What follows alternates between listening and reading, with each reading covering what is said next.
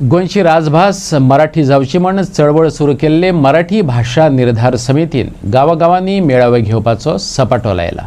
त्याचोच एक भाग म्हण 4 जानेवारीक फार्मागुडी मातृशक्ती मेळावो जावपाचो आसा।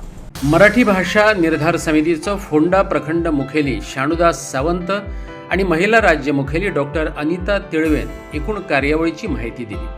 4 जानेवारी फोंडा फार्मागुडीच्या गणपती देवस्थानाच्या आवारात सांजे 4 वरांचेर मातृशक्ती मेळावा जातलो। जानेवारी 4 रोजी गणपती देवस्थान फार्मागुडी इथं संध्याकाळी 4 वाजता जो मातृशक्ती मेळावा होणार आहे त्या संबंधात माहिती देण्याकरता खास बोलवलेली आहे। या पत्रकार परिषदेत मी प्रखंड प्रमुख म्हणून फोंड्याचा प्रखंड प्रमुख म्हणून आपणा सर्व पत्रकार प्रतिनिधींचं वाहिनी प्रतिनिधींचं हार्दिक स्वागत करतो।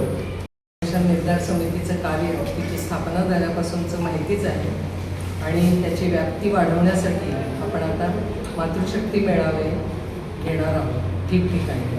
कारण आपण 31 मार्चपासून जी स्थापन झाली त्यानंतर आपण संबंध 12 तालुक्यांमध्ये सगळीकडे आपले मेळावे यशस्वी झाले आणि म्हणूनच याची पुढे आणखी व्याप्ती। कारण कसं आहे की महिलांच्यापासूनच घरातनं संस्कार सुरू होतात आणि त्यामुळे मराठीचं महत्त्व हे अधोरेखित करायचं असेल तर महिलांचा सहभागही तितकाच महत्त्वाचा आहे।